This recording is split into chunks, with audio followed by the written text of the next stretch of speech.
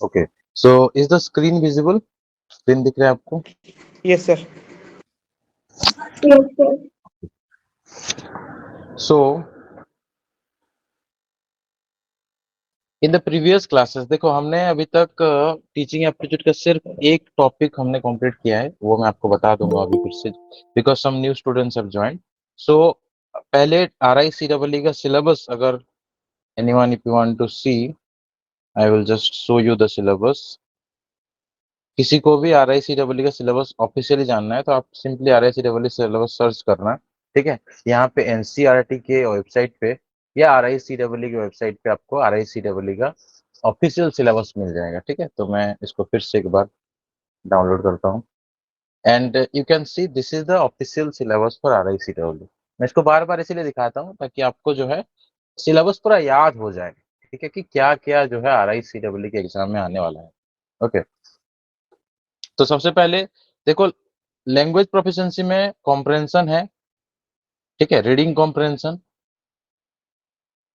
Comprehension या passage के ऊपर क्वेश्चन आता है. ठीक है, सिलेबस को एक बार अंडरस्टैंड करते हैं. देखो हम आज जो है कुछ नॉर्मल चीजें डिस्कस करेंगे, कुछ आपका डाउट डिस्कशन होगा. This classes basically will be like your doubt clearing classes. Okay, and बहुत सारा मैं इंफॉर्मेशन इस क्लास में आपके साथ शेयर करूंगा कि आपको किस तरह से इस एग्जाम को अप्रोच करना है, how to prepare for this exam, कैसे आपको थ्रू आउट द ईयर जो है प्रॉपर फोकस करके या एक कंसिस्टेंसी के साथ प्रिपेयर करना है, उसके बारे में डिस्कशन करेंगे. तो सबसे पहला चीज जो है आपका इंग्लिश में बता देता हूँ. लैंग्वेज प्रोफिशिएंसी मतलब RICEE के एग्जाम में सिर्फ इंग्लिश लैंग्वेज से क्वेश्चन पूछा जाता है. ठीक है, इंग्लिश में जो क्वेश्चन पूछता है उसमें रीडिंग कॉम्प्रहेंशन सबसे आता है. सबसे पहले पहला टॉपिक जो है यहाँ पे सिलेबस में, that is reading comprehension. Okay, just second.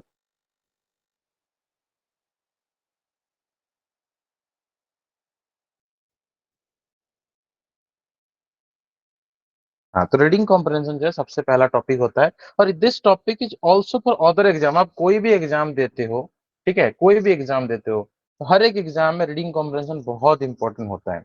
ठीक है, आप इवन NCET का एग्जाम देते हो, CUET का एग्जाम देते हो, तो उसमें भी रीडिंग कॉम्प्रहेंशन इंपॉर्टेंट है. उसके बाद नेक्स्ट जो टॉपिक है ये तुम्हारा क्या है, देखो रीडिंग कॉम्प्रहेंशन मतलब पैसेज, जो अनसीन पैसेज होता है उसमें से आपको कुछ क्वेश्चन दिया होगा, उसको सॉल्व करना है. नेक्स्ट है रीअरेंजिंग सेंटेंसेस. सेंटेंस जो है कुछ लाइक कुछ सेंटेंसेस दिए होंगे, उनको आपको रीअरेंज करना है. एंड ऐसा भी कभी कभी क्वेश्चन आता है जिसमें आपको लाइक सीक्वेंसिंग, आपको प्रॉपर सीक्वेंस करना है. आपको सेंटेंस का कुछ पार्ट्स होगा, ठीक है, उनको प्रॉपर सीक्वेंस में डालना है. तो ये लगभग रिलेटेड टॉपिक है. सेंटेंस रीअरेंजमेंट, कुछ सेंटेंसेस दिए होते हैं ABCDE, ठीक है, उनको प्रॉपर सीक्वेंस में डालने के लिए आपको बोलेगा.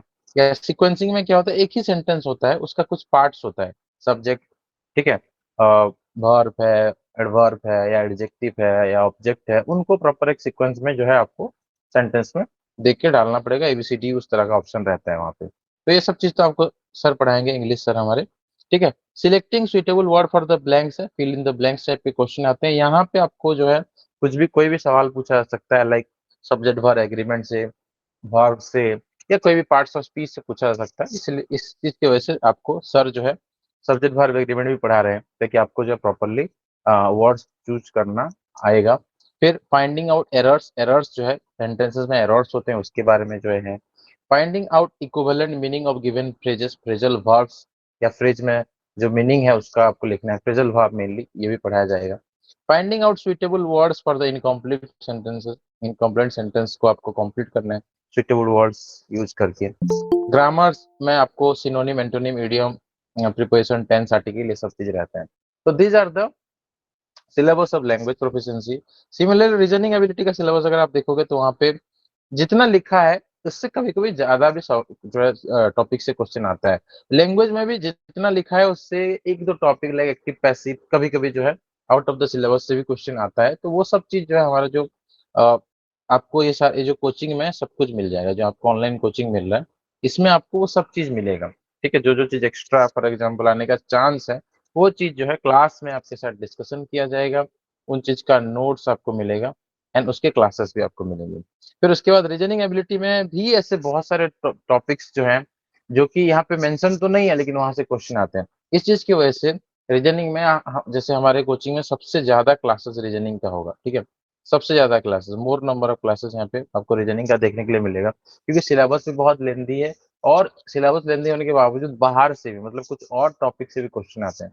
तो वर्बल नॉन वर्बल रीजनिंग में जितनी भी चीजें हैं वो सब चीज आपको कवर किया जाएगा। मिसिंग नंबर है, नंबर से, लेटर से, theme finding, jumbling, analogy, odd one out, arranging sentences इन sequential form, statement conclusion, syllogism, logical problem, establishing relationship. इसके अलावा और भी कुछ कुछ टॉपिक्स हैं जो प्रशांत सर आपको बताएंगे। Next I am dealing with teaching aptitude. Teaching aptitude में जितना टॉपिक है इस टॉपिक से बाहर क्वेश्चन नहीं आता है, ठीक है। टीचिंग एप्टीट्यूड लिमिटेड है, लेकिन जो जनरल अवेयरनेस वाला चीज है वो थोड़ा सा कभी कभी मतलब आप थोड़ा आपको करंट अफेयर स्पेसिफिक क्वेश्चन दे सकता है। बाकी सिलेबस के अंदर से सारा क्वेश्चन आता है, तो ये डेफिनेटली मार्क्स टीचिंग है। तो पहला टॉपिक जो है attitude towards education, children and teaching profession है। मतलब एक टीचर का कैसा एटीट्यूड रहना चाहिए चिल्ड्रन, बच्चों के प्रति, टीचिंग प्रोफेशन के प्रति, एजुकेशन सिस्टम के प्रति, उसके बारे में है। आप समझते हो एटीट्यूड टीचर का किस तरह का एटीट्यूड होता है। आप अपने लाइक लाइफ में बहुत अच्छे टीचर्स देखे होंगे, या कुछ कुछ टीचर्स ऐसे भी होंगे जिनको आप पसंद नहीं करते हैं, and it is because of their attitude. Yes और नो? यस मैं ऑडिबल? हाँ, तो टीचर्स का यस सर। एटीट्यूड बहुत ज्यादा, हाँ बहुत ज्यादा इंपॉर्टेंट होता है। तो वो सब चीज पढ़ेंगे। पहला टॉपिक है इंटरेस्ट इन टीचिंग। टीचिंग में इंटरेस्ट क्यों चाहिए, ठीक है, किस तरह का इंटरेस्ट होना चाहिए आपके अंदर, टीचिंग के प्रति किस तरह का जो है अलाइनमेंट होना चाहिए, किस तरह का जो है आपके एंथुसियाज्म होना चाहिए, वो सब चीज पढ़ेंगे टीचिंग इंटरेस्ट में। फिर आपके अंदर लीडरशिप क्वालिटीज। देखो, जितने भी टीचर्स होते हैं वो अपने क्लास के क्लास टीचर, मतलब जो भी अगर अपने क्लास के क्लास टीचर हैं, या जो जिस क्लास में भी वो पढ़ा रहे हैं उस क्लास के वो लीडर होते हैं, ठीक है। मतलब उन बच्चों के लीडर हैं, बिकॉज टीचर्स का काम जो है फ्रेंड, फिलोसोफर और गाइड, उसके साथ साथ क्या है, लीड भी करना है। लीडर वाला रोल ज्यादातर जो है ट्रेडिशनल एजुकेशन सिस्टम में टीचर का रोल ज्यादा लीडर वाला था। आजकल के जमाने में ज्यादातर फैसिलिटेटर वाला रोल है। ये लीडर और फैसिलिटेटर में क्या डिफरेंस है? लीडर जो होते हैं वो बच्चों को पूरा लाइक लीड करते हैं, बच्चे उनके पीछे पीछे चलते हैं। लेकिन फैसिलिटेटर का मतलब ये होता है कि बच्चे खुद से सब कुछ करेंगे। टीचर्स का काम क्या होता है? बस उनको हेल्प करना, उनको एक्टिव नॉलेज कंस्ट्रक्शन या उनके पढ़ाई में हेल्प करना ही टीचर का काम है। इसीलिए अभी का जो रोल है मॉडर्न एजुकेशन सिस्टम में टीचर का रोल फैसिलिटेटर का रोल होता है, फैसिलिटेटर का रोल होता है, ठीक है। फिर भी लीडरशिप क्वालिटीज तो चाहिए, नहीं तो आप क्लास मैनेज नहीं कर पाओगे। और कैसे आप ग्रुप मैनेजमेंट या क्लासरूम मैनेजमेंट करोगे उसके बारे में भी जो है हम पढ़ेंगे। इमोशनल एंड सोशल एडजस्टमेंट के बारे में पढ़ेंगे। एक टीचर को इमोशनली सोशली एडजस्ट होना बहुत जरूरी है, क्योंकि आप बच्चों को पढ़ा रहे हो, you are making their future, you are making them future citizen. आप जो बच्चों को पढ़ाओगे, अगर आप जब आप टीचर बन जाओगे बच्चों को पढ़ाओगे, तो आपके ऊपर बच्चे डिपेंडेंट हैं, ठीक है। आप ही उनके लिए सब कुछ हो। तो एक टीचर्स को नेशन मेकर भी कहा जाता है। बच्चों को अपने पैरों पे जो है खड़ा होना, या फिर जो है कुछ अर्न कर पाना, जो है एजुकेशन सिस्टम का एक उद्देश्य होता है। कल आगे जाके बच्चा कुछ अर्न कर पाएगा, कुछ सीखेगा तो कुछ अच्छा सिटीजन बन पाएगा, ये उद्देश्य होता है। तो अगर बच्चों को सोशली अच्छे से एडजस्ट कराना सिखाना है तो आपको सबसे पहले एडजस्ट करना चाहिए। कोई टीचर खुद ही जो है डिप्रेस्ड रहता होगा, वो टीचर्स को वो बच्चों को क्या मतलब एडजस्ट करना सिखाएंगे? कितना अपने अंदर इमोशंस कितना छुपा सकोगे? इसीलिए खुद को एडजस्ट करना बहुत ज्यादा इंपॉर्टेंट है, सोशली एंड इमोशनली, ठीक है। हर तरह से खुद एडजस्ट होंगे तभी हम दूसरों को एडजस्टमेंट सिखा पाएंगे। फिर इंट्रापर्सनल एंड इंटरपर्सनल स्किल।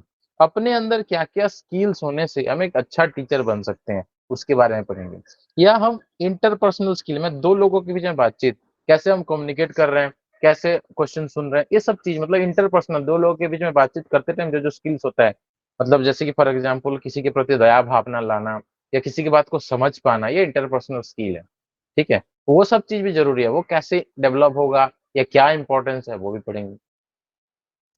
उसके बाद पहले जो तुम्हारा था, जो सिलेबस था उसमें general awareness, contemporary issue pertaining to school education, ये सब टॉपिक था।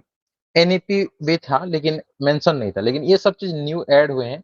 Digital initiative and pedagogy, NEP 2020 पहले से था, ठीक है, पहले से था ये चीज।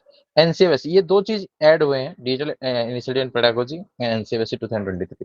तो जो हमारे बुक्स ऑलरेडी लिए हैं पुराने बुक, उसमें जो स्टार मैंने मार्क किया ये दो टॉपिक बस नहीं होगा, बाकी सारा टॉपिक होगा। तो ये दो टॉपिक का पीडीएफ तो आपको मिल जाएगा। और जो इस बार जो है न्यू ज्वाइन किए हैं, जो बुक्स नहीं लिए हैं, उनको जो है बुक में ये दोनों टॉपिक भी एडेड आपको मिलेगा। ठीक है, तो अभी इसके ऊपर मैं पूरा काम कंप्लीट नहीं किया, इसलिए आप लोगों को मटेरियल मिला नहीं अभी तक। बहुत सारे बच्चे मैसेज करते हैं सर मटेरियल कब मिलेगा, थोड़ा सा और वेट कर लो। ठीक है, I am just finishing the work, मैं इसको फिनिश कर रहा हूँ। तो आपको एज सुन एज पॉसिबल जो है मैं अपडेट देता हूँ। हाँ, एक और चीज ये है कि आप लोग को एक गूगल फॉर्म दिया गया है ग्रुप में, जो अभी न्यू ज्वाइन किया उनको मैं फिर से भेज दूंगा गूगल फॉर्म। उसको फिलअप करना है। उसमें अगर आपने स्टडी मटेरियल पूरा कंप्लीट कोर्स अगर आपने लिया है, तो आपको जो है अपना एड्रेस भी वहां पे डालना पड़ेगा, ताकि उस एड्रेस पे हम आपको स्टडी मटेरियल भेज दें। ये सब सिलेबस है। इस सिलेबस में हमने सिर्फ एक ही टॉपिक अभी तक कंप्लीट किया है, that is NEP 2020 and school education, NEP 2020 and its impact in school education. ये टॉपिक जो है हमने अभी तक कंप्लीट किया है, इसका समरी हमने डिस्कशन किया है, एंड समरी डिस्कस करते करते हमने कुछ इन डेप्थ अंडरस्टैंडिंग भी किया है। और इसको लेके मैंने आपको एक इसका जो पीपीटी मैंने आपके साथ शेयर किया था, जो समरी पीपीटी था, मतलब जिसमें ग्राफिक्स दिया था, ठीक है, वो मैंने आपके साथ शेयर किया था। और इसका मैंने एक्सटेंडेड पूरा जो फुल है 64 पेज का पीडीएफ भी मैंने आपके साथ शेयर किया था। और मैंने आपको बोला था कि ये जो क्लासेस है, मैंने लगभग 7 क्लासेस किए हैं इसके ऊपर, एनईपी 2020 एंड स्कूल एजुकेशन के ऊपर डिटेल क्लासेस है। उन क्लासेस को देखना, और इन क्लासेस को देखने के बाद जो न्यू स्टूडेंट ज्वाइन किए हैं या जो पहले से भी किए हैं, रिवाइज करने के लिए भी देख सकते हैं। उन क्लासेस को देखने के बाद ये जो 64 पेज का जो मैंने पीडीएफ आपके साथ शेयर किया है, उसको भी एक बार जो है गो थ्रू करना, उसको भी पढ़ना। आपको डेफिनेटली सब याद आएगा, जब आप पढ़ोगे आपको याद आएगा कि ये सब चीज जो हमने क्लास में डिस्कस किया। अगर कुछ चीज आपको लगता है कि नहीं ये डिस्कस नहीं हुआ, या फिर आपको डाउट आता है किस चीज के ऊपर मुझे थोड़ा क्लैरिफिकेशन चाहिए, तो जो डाउट क्लियरिंग क्लासेस होगा नेक्स्ट, या कभी भी नेक्स्ट क्लास में जब करूंगा, उस टाइम में आप पूछ सकते हो। ठीक है, नेक्स्ट क्लास में आप जो है एनईपी 2020 के, अभी सुन लो आप सब लोग, एनईपी 2020 के रिलेटेड जितना भी डाउट है, मैं जब नेक्स्ट क्लास में फ्राइडे को करूंगा, ठीक है, फ्राइडे को मैं नेक्स्ट क्लास करूंगा, तो उससे पहले आप पढ़ लो पूरा एनईपी 2020 कंप्लीटली पढ़ लो, सारे वीडियोस देख लो, समरी पीपीटी को भी पढ़ लो, और 64 पेज का पीडीएफ को भी पढ़ लो। और जो है जो भी डाउट होता है एनईपी 2020 के रिलेटेड, जो भी डाउट होता है वो सब आप पूछ सकते हो। And I will take a test on the next Sunday. अब जो संडे आएगा, उस संडे में मैं एनईपी 2020 के ऊपर एक टेस्ट भी आपका लूंगा। इसलिए फ्राइडे को जो है आपको जो भी डाउट है एनईपी रिलेटेड, आपको जो है कॉम्प्लीटली मुझे पूछना है। सब लोग पढ़ के आएंगे, डाउट पूछेंगे, और संडे को एनईपी के ऊपर एक जो है पूरा प्रॉपर टेस्ट आपका मिलेगा। हाँ, यस, हाँ, एनईपी 2020 से हायर एजुकेशन से भी क्वेश्चन आ सकता है। जो भी तुम्हारा एनईपी में दिया हुआ है वो सब हमारे लिए इंपॉर्टेंट क्वेश्चन है। ठीक है, स्कूल एजुकेशन मेनली हमारा फोकस है, बट हायर एजुकेशन को भी आप पढ़ना, एनईपी में जो भी दिया हुआ है कंप्लीट पढ़ना है। एडल्ट एजुकेशन दिया है, हायर एजुकेशन दिया है, वो सब पढ़ना। ठीक है, क्यों? क्योंकि आपका ऑब्जेक्टिव खाली ऐसा नहीं कि मतलब अरे क्रैक कर लिया उतना ही हो गया। एनईपी तब तक बाइबल है आप लोगों के लिए, सब लोगों के लिए, जितने भी टीचर्स हैं। हम भी, इवन हमें केवीएस में जॉब भी करता हूँ तब भी हम एनईपी को रेफर करते हैं। तो हमारे लिए क्या है, ये बाइबल की तरह है। ठीक है, कुछ भी डाउट है यहाँ से हम लोग जो ये करेंगे, इसलिए पूरा पढ़ना है एनईपी को। ठीक है, एनईपी 2020 को पूरा पढ़ना है। भले एनसीएफएससी जो है ये 600 पेज का डॉक्यूमेंट है, 600 पेजेस प्लस का, इसको पूरा पढ़ने का जरूरत नहीं है। इसको मैं जितना पढ़ाऊंगा उतना ही पढ़ना है। लेकिन एनईपी को पूरा इसीलिए पढ़ना है क्योंकि एनईपी चलता रहेगा पूरा लगभग। अभी देखो, इससे पहले जो एनईपी बना था लगभग 34 ईयर्स पहले बना था, 1986 में एनईपी बना था। ठीक है, इससे पहले जो नेशनल पॉलिसी ऑफ एजुकेशन या नेशनल एजुकेशन पॉलिसी जो बना था, वो 1986 में बना था। तो 34 ईयर्स के बाद जो है न्यू एजुकेशन पॉलिसी बना है, या नेशनल एजुकेशन पॉलिसी 2020 बना है। तो नेक्स्ट कितने साल बाद बनेगा वो पता नहीं। इसलिए जब तक फिर से न्यू एजुकेशन पॉलिसी नहीं बनता, तब तक ये हमारे लिए बाइबल है। ठीक है, तब तक ये इसको ही हमको पूरी तरह से फॉलो करना है। इसलिए एनईपी कंप्लीटली पढ़ना है। आपका भले स्कूल एजुकेशन के ऊपर क्वेश्चन आए या हायर एजुकेशन को ऐड करे, that is a different thing, और आपको पूरा पढ़ना है। मोस्टली आपको स्कूल एजुकेशन के ऊपर ही क्वेश्चन आएगा, बट हायर एजुकेशन या एडल्ट एजुकेशन को भी जो है वो अपने हिसाब से वो इंक्लूड कर भी सकते हैं in their exam, because exam का लेवल धीरे धीरे करके बढ़ रहा है। हमारे टाइम में क्वेश्चंस बहुत इजी आते थे, बेसिक क्वेश्चन आते थे, कट ऑफ बहुत ज्यादा जाता था। आपके टाइम में अभी थोड़ा क्वेश्चन का स्टैंडर्ड बढ़ा है, बिकॉज बहुत सारी चीजें ऐड हुए हैं। तो इसीलिए नेक्स्ट नेक्स्ट देखो क्या क्या होता है, आ रहे में क्वेश्चन जो आता है कभी इजी कर देता है तो कभी थोड़ा डिफिकल्ट कर देता है। तो इसीलिए हम हर तरह से तैयार रहेंगे, कंपटीशन भी बढ़ रहा है डेफिनेटली। तो एनईपी 2020 एंड स्कूल एजुकेशन को हम कंप्लीट कर चुके हैं पूरा। इसके ऊपर डाउट डिस्कशन के थ्रू हम और इन डेप्थ जा सकते हैं। आप पूछना, फर्स्ट राउंड कंप्लीट है, जैसे मैंने बोला ये जो सिलेबस है सुपर 50 बैच में एटलीस्ट 3 टाइम्स कंप्लीट होगा, ठीक है, 3 टाइम्स कंप्लीट होगा, प्लस 3 टाइम्स के बाद और 1 टाइम एक बार और जो है शॉर्ट समरी डिस्कशन की तरह लास्ट 1 मंथ में चलेगा, ठीक है। तो 3 बार सिलेबस कंप्लीशन के साथ साथ एक बार और शॉर्ट डिस्कशन होगा एग्जाम के जस्ट महीने 1 महीने पहले।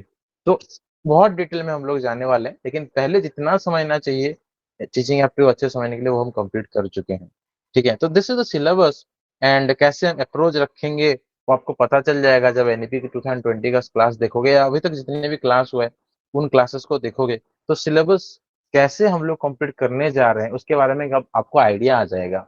और उस हिसाब से आप खुद भी पढ़ोगे, जैसे हम लोग यहाँ पे आपको पढ़ा रहे हैं या गाइड कर रहे हैं, उस हिसाब से आपको सेल्फ स्टडी भी उस हिसाब से आपको करने हैं, ठीक है। किसी को कभी भी कुछ भी डाउट होगा तो you can connect with us और contact us and we will definitely guide you. तो ये सिलेबस है, सिलेबस के ऊपर किसी को कुछ भी डाउट है you can ask me, then we will move to the examination pattern. Examination pattern के बारे में मैंने ऑलरेडी पहले एक बार बताया था, एक बार जस्ट शॉर्ट में बता देता हूँ। 3 ग्रुप है, लेवल 1, लेवल 2, लेवल 3, या group A, group B, group C, ठीक है। इसको लेवल 1, लेवल 2 और लेवल 3 भी कहते हैं, ठीक है। लेवल 3, लेवल 1, लेवल 2, लेवल 3, ये जो लेवल्स हैं, ठीक है, क्या है, जो भी बच्चे 12th पास आउट हैं, 12th पास कर चुके हैं, वो सब लेवल 1 या ग्रुप ए कोर्सेस में जाते हैं, मतलब बीएससी बीएड, बीए बीएड या एमएससी एड कर सकते हैं। कुछ बच्चे पूछेंगे सर एमएससी कैसे कर सकते हैं बिना बीएससी किए, तो ये जो एमएससी एड कोर्स है दिस इज इसका जो मतलब है BSc plus BEd plus MSc. ये जो एमएससी एड यहाँ पे लिखा है इसका जो फुल फॉर्म ये है, मतलब इसका फुल एक्सटेंशन ये है कि ये 6 साल का कोर्स है, इसमें 4 साल का बीएससी बीएड होगा और 2 साल का एमएससी एड होगा, ठीक है। एमएससी एड का मतलब BSc BEd plus MSc Ed है, ठीक है। तो 6 साल का कोर्स होता है, तो ये भी 12th के बाद डायरेक्ट आप जो है लेवल 1 का एग्जाम दे के जा सकते हो। ये दोनों एग्जाम जितने भी लेवल 1 के स्टूडेंट हैं RICEE के थ्रू भी जा सकते हैं, लेकिन RICEE के थ्रू अभी 2 RI अवेलेबल है, RI Bhubaneswar and RI Mysore. इसीलिए आपको दूसरा एग्जाम देना पड़ेगा, that is NCET. NCET exam आपको देना पड़ेगा for getting admission in RI Ajmer and RI Bhopal. NCET का एग्जाम बहुत इंपॉर्टेंट है, जितना इंपॉर्टेंट RI का एग्जाम है उससे भी ज्यादा इंपॉर्टेंट एनसीईटी का एग्जाम है। क्यों? क्योंकि RICEE में आपको लिमिटेड सीट मिलता है, ऑल दो आप अपने जैसे बहुत सारे स्टूडेंट्स उड़ीसा से हैं या बिहार से, बंगाल से, वो डेफिनेटली चाहेंगे भुवनेश्वर में एडमिशन लेने के लिए, बट स्टिल लिमिटेड सीट होने की वजह से आपको एनसीईटी का एग्जाम भी देना चाहिए ना। Why to give NCET exam, इसका एक और रीजन ये है, अगर मान के चलो किसी भी रीजन की वजह से आपको RI नहीं मिलता, क्योंकि RI में लिमिटेड सीट्स हैं, एक RI में एक स्ट्रीम में 55 सीट्स होता है, या मैक्सिमम 150 सीट होता है, ठीक है। बीएससी बीएड बीए बीएड मिला के मान के चलो 150 सीट्स है, तो RI भुवनेश्वर RI मैसूर में 165 सीट होगा, तो मान के चलो 150 सीट्स है, तो चारों RI मिला देंगे तो लगभग 600 या 650 अप्रोक्स सीट होगा, 600 टू 650 सीट्स होगा for the BSc BEd and BA BEd. MSc का अलग है, ठीक है।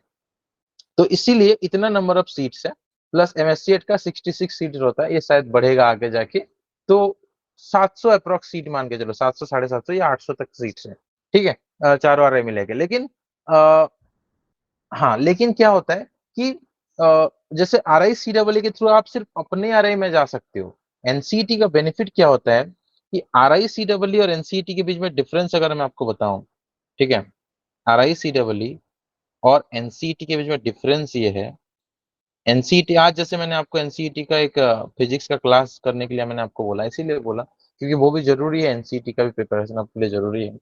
RICW में क्या होता है कि आप सिर्फ ओनली योर रीजन, आप अपने रीजन में जा सकते हो, या कोई कुछ कुछ ऑल इंडिया सीट भी होते हैं। जैसे फॉर एग्जाम्पल, अब अगर आपको बीएससी बीएड करना है, अगर आपको बीएससी बीएड या बीए बीएड करना है, बीएससी बीएड और बीए बीएड करने के लिए आप सिर्फ अपने रीजन में जा सकते हो, ओनली 1 RI के लिए आप अप्लाई कर सकते हो। अगर आपको बीएससी बीएड या बीए बीएड करना है, then you can apply only in 1 RI। ठीक है, सिमिलरली आपको एमएससी एड तो और कोई RI में या कोई भी कोर्स में अवेलेबल नहीं है, तो ये तो RICEE का ही बेनिफिट है। तो ये भी सिर्फ ओनली एक ही RI में अवेलेबल है। ठीक है, आप RICEE एग्जाम देके लेवल 1 में सिर्फ एक ही RI में प्रिपेयर कर सकते हो। एमएससी के लिए दूसरा RI, कोई भुवनेश्वर से बिलोंग करता है, मतलब RI भुवनेश्वर के लिए प्रिपेयर कर रहा है, तो उसके लिए 2 ऑप्शन हो जाएंगे। बीएससी बीएड बी बीएड के लिए RI भुवनेश्वर और एमएससी के लिए RI मैसूर, उसके लिए 2 ऑप्शन हो जाएंगे। लेकिन कोई साउथ से बिलोंग करता है तो उसके लिए सिर्फ जो है RI मैसूर ही एक RI होगा। लेकिन एनसीटी के लिए क्या है, ये रीजनल नहीं है। RICEE क्या है, रीजनल है। ऑल्दो इसमें भी 2 RI है। जैसे RICEE एग्जाम के थ्रू लेवल 1 का कोर्स का मैं बात करूँ, लेवल 1 में RI भुवनेश्वर है और RI मैसूर है। ठीक है, 2 RI अवेलेबल है। और इसमें RI भोपाल है, एनसीईटी में RI भोपाल है और RI अजमेर अवेलेबल है। लेकिन RI होने के वजह से, रीजनल स्टेज होने के बावजूद, यहाँ जो है बच्चे नेशनल लेवल में जा सकते हैं। मतलब इसका कंपटीशन एनसीईटी होने की वजह से, नेशनल कॉमन एंट्रेंस होने की वजह से ये नेशनल लेवल कंपटीशन होता है। मतलब कोई साउथ से या ईस्ट से भी यहाँ पे जा सकते हैं।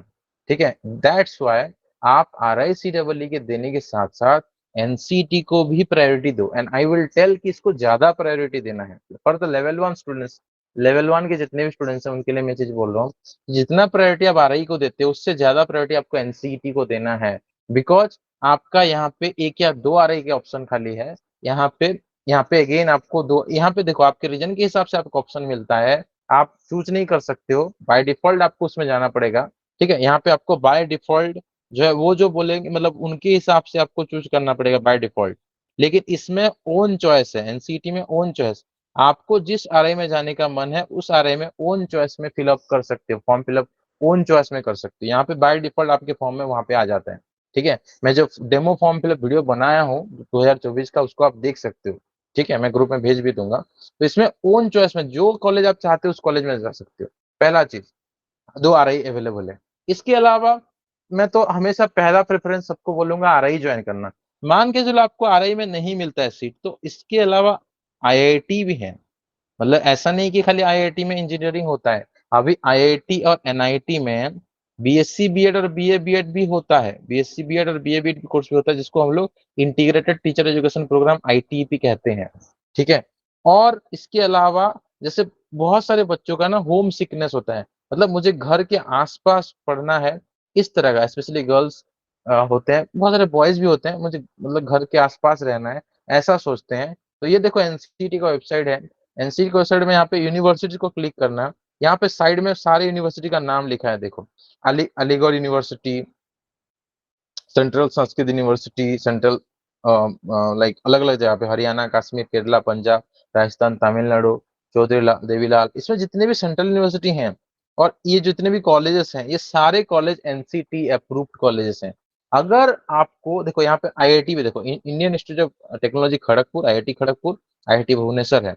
उसके अलावा कुछ NIT भी है, यहाँ पे आप देख सकते हो, national institute of technology Calicut, NIT Calicut, NIT Jirania, NIT Puducherry, NIT Telangana, इस तरह से NITs भी बहुत सारे अवेलेबल है और काफी सारे सेंट्रल यूनिवर्सिटी अवेलेबल है। यहाँ पे 2 RI भी है, RI भोपाल यहाँ पे आप देख सकते हो और RI अजमेर देख सकते हो। ठीक है, सीट वगैरह मैं आपको बता दूंगा स्पेसिफिकली किस कॉलेज में कितना सीट्स है। पहले मैं आपको इसका इंपॉर्टेंस बता रहा हूँ कि क्यों इस एग्जाम के लिए आपको ये करना है। देखो IIT रोपर, IIT जोधपुर, कितने सारे NIT तिरुचिरापल्ली, इस तरह से कितने सारे ये सब कॉलेजेस हैं। तो अगर आपको RI नहीं मिलता है, देखो वी विल ट्राई कि आप सबको RI मिल जाए, and even you will also try, आप हमारे साथ आप भी कोशिश करोगे कि आपको जो है RI में ही सीट मिले। अगर बाय चांस आपको RI नहीं मिलता है तो आपके पास एक बैकअप ऑप्शन होना चाहिए, and that backup option should be your own choice. वो आपके चॉइस के हिसाब से होना चाहिए, ना कि आपको मजबूरी में कहीं एडमिशन लेना पड़े। इसीलिए आई विल टेल कि एनसीटी एग्जाम आप सबको जो है डेफिनेटली उसके लिए तैयार ही करना है और भरना है। ठीक है, ताकि एक बैकअप ऑप्शन हो जाएगा। उसके अलावा एक सीयूईटी का भी एग्जाम होता है, और सीयूईटी के थ्रू भी आप जो है काफी सारे कॉलेजेस में जा सकते हो। जैसे कि यहाँ पे सीयूईटी का भी बहुत सारे यूनिवर्सिटी होता है, वहां पे भी आईटीपी कोर्स कुछ कुछ कॉलेज वाले प्रोवाइड करते हैं। सीयूईटी यूजी में चले जाना, यहाँ पे भी सेम एनटीए कंडक्ट कराता है, यहाँ पे भी यूनिवर्सिटी में चले जाओ, यहाँ पे भी वही सब कॉलेज, आपको काफी सारे कॉलेज यहाँ पे देखने के लिए मिलेंगे। ये देखो, ये सारे कॉलेजेस हैं। तो जो भी आपको आसपास कॉलेज लगता है या जहाँ पे आपको पढ़ने का मन है, वहां पे आप अपने चॉइस पे, एनसीईटी का फायदा ये है कि अपने चॉइस पे जा सकते हो। तो एनसीईटी एंड सीयूईटी का जो है ये कोर्स डेफिनेटली जो है आपको, आप प्रिपेयर डेफिनेटली करो। और जो भी आरआईसी का कोर्स लिए हैं for the NCET and CUET course, just हमने 1500 का एक कोर्स प्राइस रखा है। ये प्राइस भी हम अभी आपसे नहीं ले रहे हैं, you can pay later also, but class करो, ठीक है। आई जस्ट सॉ कि मैंने इतना बोलने के बावजूद मैंने क्लास में, ग्रुप में मैसेज भी किया, but I think 15 around students ने ज्वाइन किया था, ठीक है। सो आई सजेस्ट कि सब लोग करो। भी you need don't need to pay now, आप बाद में पे कर सकते हो, लेकिन इसका इंपॉर्टेंस है। अगर इसका इंपॉर्टेंस नहीं होता, आप खुद क्लास करो, क्लास करने के बाद आपको पता चलेगा कि इन क्लासेस का क्या इंपॉर्टेंस है, ठीक है। And you can pay later, आप इसको बाद में फी पे करके जो है ये कर सकते हो, ज्वाइन मतलब ज्वाइन अभी कर लो, लेकिन फी अब बाद में पे कर सकते हो। अगर आप देखो, मैं बोलूंगा सर, कोई बोलेगा सर मुझे सिर्फ आरआई जाना है, तो इट्स ओके, आपको आरआई जाना है, लेकिन एक ऑप्शन रहने में क्या दिक्कत है। अगर आपके पास देखो आरआई फॉर एग्जांपल मिल जाता है, बहुत बढ़िया बात है। नहीं मिलता तो कोई तो ऑप्शन आपके पास होगा, उस टाइम में आप लाइक चूज कर सकते हो, नहीं मुझे जाना है या नहीं जाना है बोल सकते हो। नहीं मिलेगा तो नहीं ही जाना है, मतलब ऑप्शन ही कुछ नहीं है। तो एक ऑप्शन रखने में, कोई बैकअप ऑप्शन रखने में कोई दिक्कत नहीं है, ठीक है। And the course price is very low also, ठीक है। ये लेवल 1 के बच्चों के लिए मैंने बात किया। लेवल 2 के लिए हम बात करते हैं। लेवल 2 के लिए क्या बैकअप ऑप्शन है। अगेन लेवल 2 में भी सिमिलर लिमिटेड सीट्स है, ओनली 55 सीट्स फॉर स्ट्रीम। तो बीएससी बीएड, सॉरी मतलब बीएड साइंस बीएड आर्ट्स दोनों में 55 सीट्स है। मतलब एक आरआई में लगभग 110 सीट है ओनली। 5 आरआई अवेलेबल है, तो लगभग 500 से 550 सीट है, ठीक है। 500 से 550 जो है तुम्हारा सीट है। किसी कॉलेज में शायद 55 नहीं भी है, तो एक दो कॉलेज में तो 500 550 या मैक्सिमम मान के चलो 550 सीट है, ठीक है। 55 seats in BEd science, 55 seats in BEd arts. इसमें भी तुम्हारा कैटेगरी के हिसाब से, कास्ट के हिसाब से तुमको सीट मिलता है। तो दैट मीन्स ये लिमिटेड सीट है। आरआई में क्या है, लिमिटेड सीट्स है। हमारा अगेन लिमिटेड सीट्स के से डरना नहीं है, मेरा ऑब्जेक्टिव आपको डराने का बिल्कुल भी नहीं है। बिकॉज कहीं पे एक सीट होने से भी हमने बच्चों को सिलेक्शन दिलाया है। And I can show you the message of the students, जो उन्होंने ग्रेटिट्यूड शो किया है, या जो प्रूफ है एक्चुअली उनको हमने सीट दिलाया है, मतलब मेहनत से। ऐसा नहीं कि मतलब ये हो गया, उनको बिल्कुल जो है उन्होंने पूरा थ्रू आउट द ईयर मेहनत किया, और थ्रू आउट द ईयर मेहनत करने के बाद उन्होंने सीट जो है खुद से जो है मेहनत से जीता है, ठीक है। हम हमारा काम क्या है, we have like shown them the path और guided them throughout the year। जो प्रिपरेशन चाहिए, जो ट्रिक्स चाहिए, जो टेक्निक चाहिए एग्जाम में बेस्ट परफॉर्म करने का, हमने वो चाहिए। तो आपको हमारा जो ऑब्जेक्टिव आपको डराने का नहीं है। एक सीट होने से भी आपको एक ही सीट चाहिए, और वही एक सीट आपको मिल सकता है अगर आप डेडिकेटेडली प्रिपरेशन करते हो, एक डिजर्विंग कैंडिडेट बनते हो, तो आपसे वो सीट कोई नहीं छीन सकता, ठीक है। डेफिनेटली आपको अच्छे से मेहनत करना पड़ेगा। Your hard work and lock both आपको यहाँ पे जो है ये होता है। तो ये होने की वजह से, लिमिटेड सीट होने की वजह से एक बैकअप ऑप्शन आपके लिए भी होना चाहिए। यस सर हमारा जो स्टेट बीएड के लिए कब से क्लासेस होंगे? हाँ, स्टेट बीएड का हम अक्टूबर से क्लास स्टार्ट करेंगे। अक्टूबर से पूरा अप टू एग्जाम डेट तक चलेगा वो बैच, ठीक है। वंस में ये सब आ रही है एनसीटी सीयूटी, इसको थोड़ा सर अच्छे से स्टेट स्टार्ट कर बीएड लो। जुलाई के महीने में होता है या फिर जून? हाँ, एग्जाम जो है जून या जुलाई में होता है, ठीक है। एग्जाम मोस्ट प्रोबेबली जुलाई में होता है, लेकिन जून जुलाई मान के चलो। तो हम अक्टूबर से लेके एग्जाम डेट तक पूरा जो है सर क्लास मतलब करेंगे। आरआई के एग्जाम और स्टेट बीएड में हमको एनफ गैप मिलेंगे ना? हाँ हाँ, गैप मिलता है, लगभग एक महीना मान के चलो, अराउंड गैप मिलता है, ठीक है। 15 to 1 मंथ आपको गैप मिलता है। तो बैकअप ऑप्शन का हम मैं बात कर रहा था लेवल 2 के लिए, मतलब जो जो स्टूडेंट बीएड के लिए प्रिपरेशन कर रहे हैं। हाँ, मैं यहाँ पे आपको जब दिखा रहा था लेवल 1 का, मैंने दिखाया लेवल 2 मतलब ग्रुप बी के जो स्टूडेंट हैं। अगर आपने ग्रेजुएशन किया, ओनली आपने ग्रेजुएशन कंप्लीट किया है, तो आप जो है 2 ईयर बीएड में जा सकते हो। लेकिन अगर आपने पोस्ट ग्रेजुएशन भी कंप्लीट कर लिया है, तो आप 2 ईयर बीएड में जाने के साथ साथ आप इंटीग्रेटेड बीएड एमएड इंटीग्रेटेड जो है कोर्स है 3 साल का, उसमें भी एडमिशन ले सकते हो। तो आपके पास दो ऑप्शन हो जाता है। एंड अगर आप बीएड कर चुके हैं, बीएससी बीएड बीए बीएड कर चुके हैं, तो आप एमएड में जा सकते हैं, लेवल सी है, ठीक है। तो लेवल 2 का बैकअप ऑप्शन क्या है? सर अगेन, जो प्लस 3 फाइनल ईयर में हाँ, वो खाली 2 ईयर बीएड में जा सकते हैं। जो प्लस 3 कर रहे हैं, है नहीं, नहीं जा सकते। 3 ईयर बीएड करने के लिए आपको पीजी करना पड़ेगा, पोस्ट पोस्ट ग्रेजुएशन करना पड़ेगा। ग्रेजुएशन कर रहे हो या कर चुके हो तो बीएड कर सकते हो, एंड अगर आप पोस्ट ग्रेजुएशन कर रहे हो या कर चुके हो तो आप जो है बीएड एमएड इंटीग्रेटेड कोर्स में भी जा सकते हो, ठीक है, बीएड एमएड इंटीग्रेटेड कोर्स में भी जा सकते हो। लेकिन कोई दिक्कत नहीं है, अगर आपने सिर्फ ग्रेजुएशन किया है तो I will suggest you to go for BEd. आपको एमएड करने का जरूरत नहीं भी पड़ सकता है, ठीक है, जरूरत नहीं है एमएड करने का। अगर आपको मन है तो आप आरआई में फिर से एमएड कंटिन्यू कर सकते हो। अगर आपको एजुकेशन के फील्ड में ऊपर जाना है तो आप बीएड के बाद एमएड कर सकते हो, और एमएड के बाद पीएचडी सब कुछ कर सकते हो। It's up to your choice, आपका चॉइस है। तो यहाँ पे बैकअप ऑप्शन क्या है? यहाँ पे बैकअप ऑप्शन अगेन होता है सीयूईटी पीजी, ठीक है। Yes, sir sir yes. Regional BEd करने के बाद हमें सर आप उस दिन बोल रहे थे कि जॉब मतलब कैंपस सिलेक्शन आता है तो वो उसका मतलब रिक्वायरमेंट बीएड रहता है कि एमएड रहता है? मतलब अगर हम एमएड नहीं करना चाहें या फिर हम मतलब सिर्फ बीएड मतलब हमने किया होगा तो क्या हमें वो कैंपस में जो सिलेक्शन आएगा उसमें जॉब मिल जाएगा? देखो, आरआई में आपने एडमिशन किया है, आप किसी भी कोर्स में एडमिशन किया है, ठीक है, आपने आरआई में किसी भी कोर्स में एडमिशन किया है, भले ही वो बीएससी बीएड हो या बीए बीएड हो या बीएड हो या एमएड हो या पीएचडी हो या डीपीएससी हो, कोई भी कोर्स में आपने एडमिशन किया है, then you are eligible for campus placement. आप आरआई के स्टूडेंट हो, कोई भी स्ट्रीम का स्टूडेंट हो, तो आप कैंपस प्लेसमेंट के लिए एलिजिबल हो, ठीक है। अगर आपने बीएड किया है तो आपको बीएड लेवल के जॉब मिलेंगे, अगर आपने एमएड किया है तो आपको बीएड लेवल जॉब मिलने के साथ साथ एमएड लेवल की भी जॉब मिलेंगी, ठीक है। तो आरआई में एडमिशन करना मतलब कैंपस प्लेसमेंट के लिए एलिजिबल हो जाना ऑटोमेटिक है, एनी कोर्स, ठीक है, आप कोई भी कोर्स में करो, automatically you are eligible. Clear? Sir yes और अगर नो? हम बीएड मतलब कर लेते हैं और फिर हमारा मतलब अगर हम बीएड कर लेते हैं और फिर हमारा जॉब हो जाता है तो सर वो जॉब कंटिन्यू करते वक्त भी तो हम एमएड कर सकते हैं? नहीं, देखो, एमएड क्या होता है? एमएड एक डायरेक्ट मतलब रेगुलर प्रोग्राम है, ठीक है। एमएड नहीं करके आप अगर जॉब करके करना चाहे, जैसे मैंने जॉब के साथ किया है, तो मैंने एमएड नहीं किया, मैंने किया एमए इन एजुकेशन। मुझे भी एमएड करने का मन था, लेकिन क्योंकि मैं जॉब कर रहा था तो मैंने एमएड ना करके एमए इन एजुकेशन किया। MA MA in education and MEd दोनों जो है इक्विवेलेंट है। एमए इन एजुकेशन मतलब master of arts in education, MEd मतलब होता है मास्टर्स इन एजुकेशन।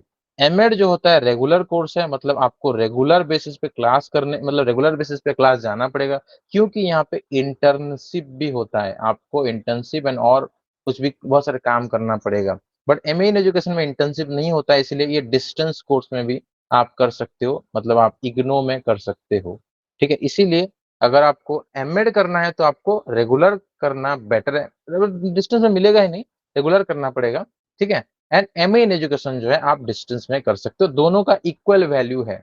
एमएड करके जो बन सकते हो वो एमए इन एजुकेशन करके भी बन सकते हो, तो दोनों का इक्विवेलेंस मिलता है। ओके, तो आप बीएड करने के बाद ही तुरंत जॉब कर सकते हो, कोई दिक्कत नहीं है।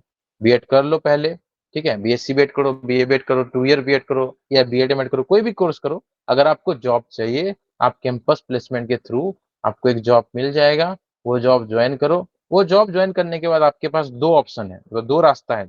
एक रास्ता ये है फॉर हायर स्टडीज और डिस्टेंस में, ठीक है, हायर स्टडीज करना है, कैसे करना है? डिस्टेंस में करना है, ठीक है।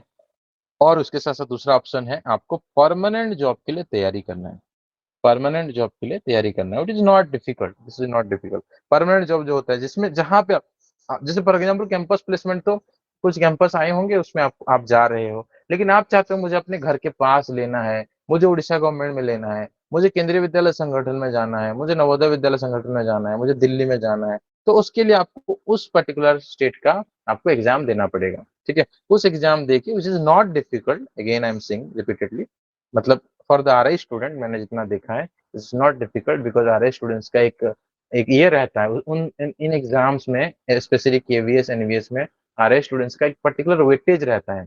आप अगर रिटन क्वालिफाई कर लेते हो तो ऑटोमेटिकली जो है आपको इंटरव्यू के टाइम काफी वेटेज मिलता है, तो आपको परमानेंट जॉब मिलना डिफिकल्ट नहीं है। तो दो रास्ता है आपके पास, हायर स्टडीज में जाओ या परमानेंट जॉब करो। ठीक है, या परमानेंट जॉब करने के बाद भी ये कर सकते हो, तो चॉइस इज योर्स, आपको हायर स्टडीज करके परमानेंट जॉब में जाना है या परमानेंट जॉब करके हायर स्टडीज करना है, आपकी जो है मर्जी है। तो यहाँ पे मैं बैकअप ऑप्शन का बात में कर रहा था, सीयूईटी पीजी के स्टूडेंट्स के लिए भी, मतलब जो सॉरी मतलब 2 ईयर बीएड के एस्पिरेंट हैं या लेवल 2 के जितने भी एस्पिरेंट्स हैं, उनके लिए भी बैकअप ऑप्शन क्या है, सीयूईटी है।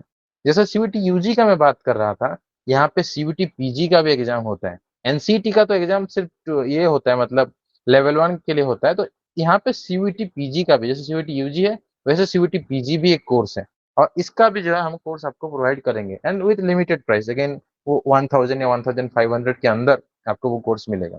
ठीक है, इसका प्राइस मैं आपको बता दूंगा, ये 1000 से लेके 1500 के बीच में कोर्स पेज आपको मिलेगा। We will decide and tell you. लेकिन इसमें इन सर, इन इसका सिलेबस क्या होता है? हाँ, that is I am telling, इसका सिलेबस क्या होता है। ये बैकअप ऑप्शन जो मैं बता रहा हूँ सीयूटी पीजी, इसका क्या सिलेबस है। सबसे पहला चीज की सीयूटी पीजी में कौन कौन सी यूनिवर्सिटी आ रहे हैं, अगेन वही सारी यूनिवर्सिटी, जो यूनिवर्सिटी आपने यूजी के लिए देखा, वही सारी यूनिवर्सिटी आपके पीजी के लिए भी आपको देखने के लिए मिलेगा, या इससे ज्यादा यूनिवर्सिटी आपको सीयूटी पीजी के कोर्स में देखने के लिए मिलेगा। काफी सारे हैं, स्टेट यूनिवर्सिटीज में भी यहाँ पे ये लोग पार्टिसिपेट करते हैं, काफी सारे ये हैं। उसके बाद सिलेबस अगर आपको जाना है तो सिलेबस देखो, एनसीईटी का सिलेबस मैं बता दूंगा। यहाँ पे सीयूईटी बीएड का सिलेबस देखो, सीयूईटी पीजी मतलब ऐसा नहीं खाली पोस्ट ग्रेजुएशन करना है, सीयूईटी पीजी के थ्रू आप बीएड प्रोग्राम में भी जा सकते हो। एंड बीएड प्रोग्राम एक है COQP03 पेपर कोड वाला जो लिखा है यहाँ पे, ये जो आप देख रहे हो, ठीक है, ये जो आप देख रहे हो, ये जो COQP03 वाला जो लिखा है ना, this course is for is available in maximum number of university. Maximum number of university COQP03 paper code के थ्रू आपका एग्जाम कंडक्ट कराते हैं। तो इस एग्जाम में क्या क्या पूछा जाता है, इस एग्जाम में आपको टोटल 75 क्वेश्चन पूछे जाते हैं। उन 75 क्वेश्चंस में आपको जो है क्या क्या पूछा जाता है, एक टीचिंग एप्टीट्यूड पूछा जाता है, जो आपको ऑलरेडी हम पढ़ा रहे हैं। ठीक है, ऑलरेडी हम आपको यहाँ ये चीज पढ़ा रहे हैं, फुल डिटेल में सब कुछ कवर किया जाएगा। तो जो आप आरआई के कोर्स के साथ आप पढ़ रहे हो, वो कोर्स का जो जो आपने प्रिपरेशन किया या करोगे, वो कोर्स जो है सीयूईटी के लिए भी directly CUET UG as well as CUET PG दोनों के लिए हेल्पफुल है। तो सीयूईटी पीजी के लिए मैं बता रहा हूँ, तो आपको ये चीज सीयूईटी पीजी मतलब सीयूईटी 2 ईयर बीएड का कोर्स में एडमिशन लेने के लिए भी, उस एंट्रेंस के लिए भी हेल्प करेगा। GK related school education books, ये सब भी जो है हम आपको आरआई के कोर्स के साथ साथ हम आपको पढ़ाएंगे। तो जो आरआई के कोर्स के साथ साथ जो आप पढ़ रहे हो, वो यहाँ पे सीयूईटी पीजी में भी हेल्प करेगा। उसके बाद जो है आपका मैथमेटिक्स में आपको रीजनिंग वाला पोर्शन प्रशांत सर पढ़ा रहे हैं, बाकी इसमें कुछ कुछ एक्स्ट्रा सिलेबस है। साइंस एंड एनवायरनमेंट में आपको एक्स्ट्रा सिलेबस है। सोशल साइंस में आपको एक्स्ट्रा सिलेबस है। ठीक है, और आर्ट म्यूजिक योगा जो है आपको ये एक्स्ट्रा सिलेबस है। लेकिन ये भी RICEE के पढ़ाते टाइम मैं आपको कुछ कुछ पढ़ा दूंगा। तो ये जो एक्स्ट्रा सिलेबस है, इन एक्स्ट्रा सिलेबस को पढ़ाने के लिए ही आपको चार्ज किया जाएगा।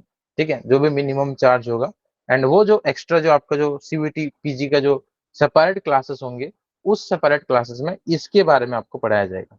ठीक है, इस कोर्सेज के थ्रू आप काफी सारे यूनिवर्सिटीज में, सेंट्रल यूनिवर्सिटी में, आप काफी सारे सेंट्रल यूनिवर्सिटीज में जो है जा सकते हो। अगर आपको आरआई नहीं मिलता है तो कोई प्रॉब्लम नहीं है, आप बहुत सारे सेंट्रल यूनिवर्सिटीज में जो है जा सकते हो। तो बैकअप होना चाहिए, हम चाहेंगे मिल जाए।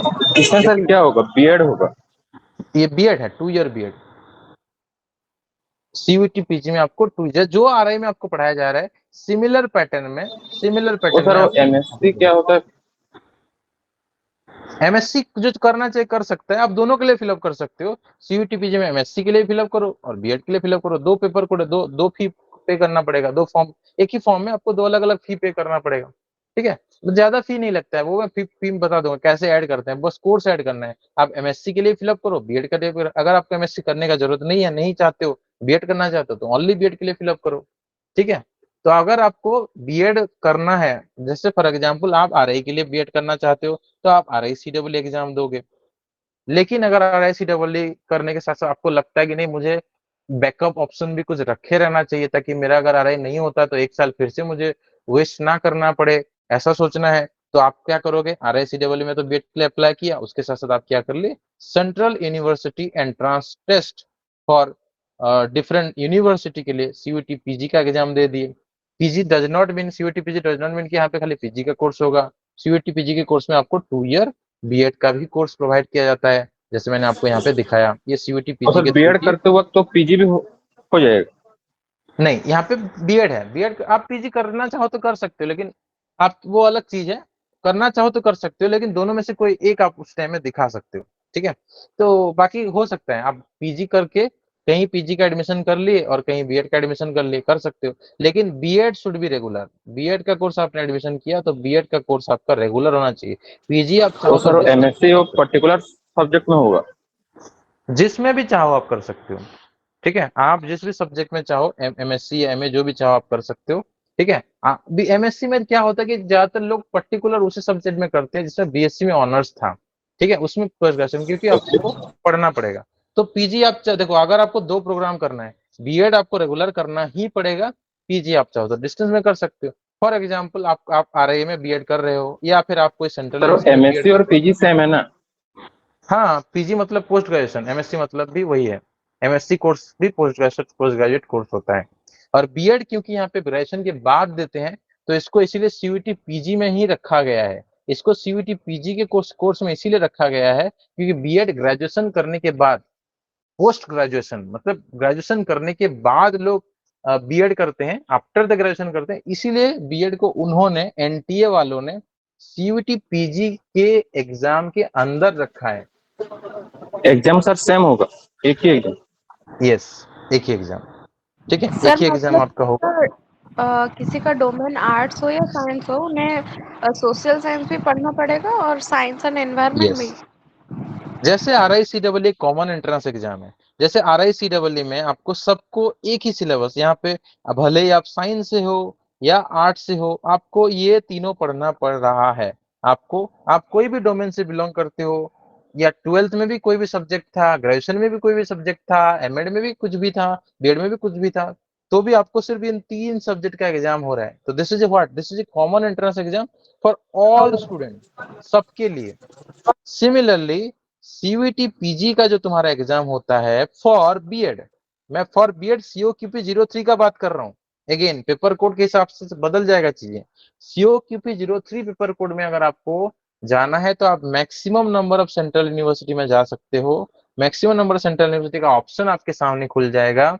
उन कोर्सेज में जाना है सर तो आपको इसी, एक मिनट, इसी कोर्स में इसी पेपर को आपको एग्जाम देना पड़ेगा। और इस पेपर में आप कोई भी कोर्स आपका हो तो आपको इन्हीं पेपर मतलब यही क्वेश्चन आपको आएंगे, साइंस हो आर्ट्स हो, सबको यही देना पड़ेगा, because this is common BEd, ठीक है। एंड यस, सर पूछो। स्टेट में भी वही है।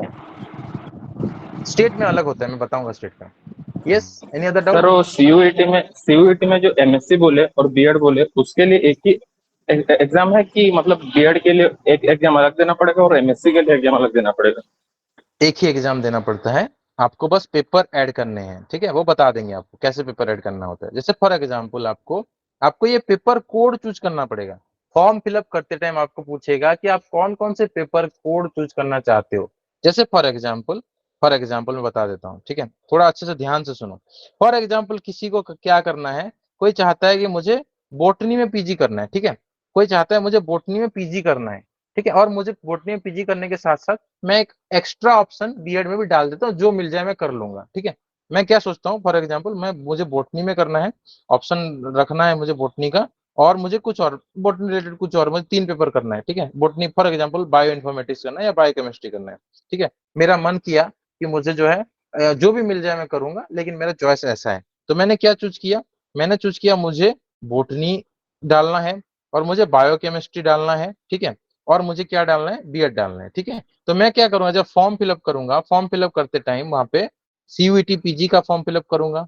सीयूईटी पीजी का फॉर्म में मैं क्या ऐड करूंगा, मुझे एसओक्यूपी जो भी है 03 फॉर एग्जाम्पल है, एसओक्यूटी फॉर एग्जाम्पल 1 2 है, जो भी है यहाँ पे पेपर कोड डालूंगा, और यहाँ पे मैं उसके साथ साथ सीओक्यूपी 03 मतलब ये बीएड का, ये क्या है फॉर एग्जाम्पल बीएड के लिए, ये अलग अलग और कोर्सेज के लिए। तो ये आपने क्या किया, इन कोर्सेज का फॉर एग्जाम्पल आपने ये कर दिया, डाल दिया, ठीक है। अगर इसमें जो पेपर है वो तो कॉमन है सबके लिए, वो पेपर आपका रहेगा। अगर ये पेपर आपका अलग है तो इनका वो बोटनी के एग्जाम, लिए भी कॉमन है वो? थोड़ा सुनो तो, आप बिना सुनते ही क्वेश्चन पूछ लेते हो, पहले सुन लो। ठीक है, मैं क्या बोला, बीएड का मैं बोल रहा हूँ, ठीक है, एक एक करके मैं बोल रहा हूँ। तो मैं क्या बोला, COQP03 आप बीएड के लिए जो कर रहे हो वो क्या है, कॉमन बीएड है सबके लिए, मतलब सबका कॉमन पेपर है। इसके लिए फॉर एग्जाम्पल आप एक दिन जाते हो एग्जाम देने के लिए, फॉर्म एक ही फिलअप करोगे, one form, one online form. In that one online form, you can choose multiple paper codes, ठीक है, आप मल्टीपल पेपर कोड चूज कर सकते हो। For example exam date decide होता है कि आपका CUET PG का एग्जाम 15 मई से लेके फॉर एग्जाम्पल, या 15 अप्रैल से लेके फॉर एग्जाम्पल, 15 अप्रैल 2025 से लेके 15 जून 2025 तक CUET PG के एग्जाम चलेंगे। फॉर एग्जाम्पल क्या होता है कि आपका बीएड का एग्जाम डेट डिसाइड होता है 19 मई को, फॉर एग्जाम्पल आपका बीएड का डेट है, इसका डेट अलग हो जाएगा। फॉर एग्जाम्पल इसका डेट क्या है, 20 अप्रैल हो जाता है, इसका फॉर एग्जाम्पल क्या होता है 25 मई हो जाता है। इस तरह से फॉर्म एक भरोगे लेकिन एग्जाम आपको अलग अलग देना पड़ेगा, ठीक है। आपको एक ही फॉर्म में मल्टीपल पेपर कोड चूज करोगे और आपको different multiple exam, multiple shift में एग्जाम देना पड़ेगा। समझ गए, ये सुनो कि नहीं समझे रंजन? Yes sir. हाँ समझ गए ना। देखो तो यहाँ पे आपको देखना है, फॉर एग्जाम्पल बोटनी आपको जाना है, तो बोटनी में आप सिलेबस देख लो क्या आ रहा है, बोटनी का सिलेबस, इसका पेपर कोड क्या है, SCQP07 इसका पेपर कोड है। ये पेपर कोड का अलग एग्जाम होगा, अगेन 75 क्वेश्चन आएंगे, लेकिन यहाँ पे सिलेबस क्या है, ये है बायोलॉजी, माइक्रोबायोलॉजी, ये सबका एग्जाम देना पड़ेगा। इसके लिए आपको अलग प्रिपरेशन करना पड़ेगा, और इसका एग्जाम डेट भी अलग होगा, उस दिन एग्जाम नहीं होगा, दूसरे दिन एग्जाम होगा। क्लियर है? तो हाँ तो इसका सर अलग मैं, आपको यस सर, मैं वो बोल रहा था, आप जो मतलब बोले कि कॉमन मतलब होगा एग्जाम, वो बोल रहा था मतलब कौन सा बीएड का कॉमन कॉमन है। है, बीएड का कॉमन है, ठीक है। बीएड जितने भी लोग दे रहे हैं, साइंस हो आर्ट्स हो, बीएड COQP03 जो कोर्स है, ओके सर, ओके। हाँ उसमें सब लोग का एक ही पेपर होगा। लेकिन अगर आपको साइंस पर्टिकुलर, देखो क्या होता है ना, नॉर्मली मैं अपने स्टूडेंट्स को क्या, आप लोग को क्या सजेस्ट करूंगा कि आपको क्या करना है, आपको MSc करना है या बीएड करना है, दोनों में तो कोई एक चूज करो। फॉर एग्जांपल मैं आपको ऐसा बोलूंगा, ठीक है, अगर आपको MSc के साथ बीएड ऑप्शन करना है, आपको वही, आप इट्स योर चॉइस। लेकिन आपको बीएड ही करना है, तब मैं आपको नहीं बोलूंगा कि इस तरह का बोटनी वोटनी आप चूज करो, तब मैं आपको क्या बोलूंगा, तब मैं आपको बोलूंगा ये चूज करो।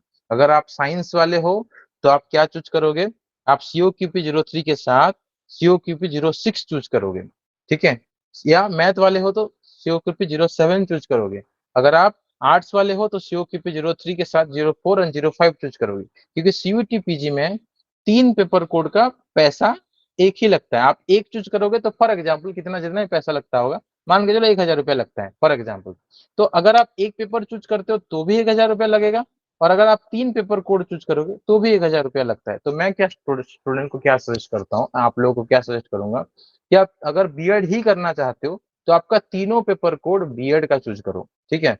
फॉर एग्जाम्पल आपका आर्ट्स है तो 04 और 05 भी चूज कर लो, ऑल दो सिलेबस अलग अलग होगा, लेकिन चूज कर लो, क्या दिक्कत है इसमें। BHU JNU इस तरह का एक दो कॉलेजेस होते हैं, ठीक है, एक दो यूनिवर्सिटी होते हैं, लेकिन COQP जरूरत में मैक्सिमम नंबर ऑफ यूनिवर्सिटीज होते हैं। तो COQP03 एनी हाउ करना है, और हम आपको COQP03 का ही प्रिपरेशन कराएंगे, क्योंकि ऑलमोस्ट सारे यूनिवर्सिटी में COQP03 कोर्स का ही के थ्रू ही एडमिशन होगा। COQP 04, 05, 06, 07 के थ्रू बहुत कम कॉलेजेस में एडमिशन होता है। DU, BHU, आई थिंक कुछ बहुत ही लिमिटेड नंबर ऑफ कॉलेज में एडमिशन होता है, ठीक है। इसीलिए ये सर सारे ये इन्फॉर्मेशन आपको सभी कहाँ से पेपर मिलेगा, ये सारी ये इन्फॉर्मेशन आपको सब इन्फॉर्मेशन बुलेटिन के थ्रू मिल जाएगा। यस बोलो। सर ये सभी पेपर जो आपने दिखाया साइंस मैथ ह्यूमैनिटीज हाँ सभी का हाँ, वही कॉमन सिलेबस।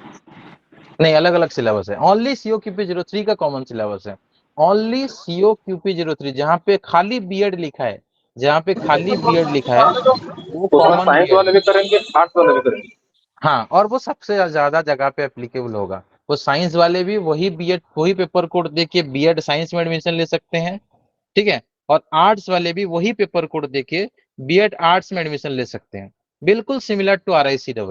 जैसे RICEE के थ्रू क्या होता है, आप RICEE एग्जाम के थ्रू आप सिर्फ RICEE एग्जाम देके, वो तीन तीन सब्जेक्ट वाला एग्जाम देके 160 मार्क्स का एग्जाम, 80 क्वेश्चन में 160 मार्क्स का जो एग्जाम होता है, teaching aptitude, reasoning ability and English का एग्जाम देके आप बीएड साइंस में भी जा सकते हो और बीएड आर्ट्स में। जैसे RICEE में आप दोनों एक ही एग्जाम देके दोनों में जा सकते हो, मतलब साइंस वाले साइंस में, आर्ट्स वाले आर्ट्स में जा सकते हैं। सिमिलरली बीएड जो COQP 03 देख के भी बीएड साइंस और बीएड आर्ट्स में जा सकते हो।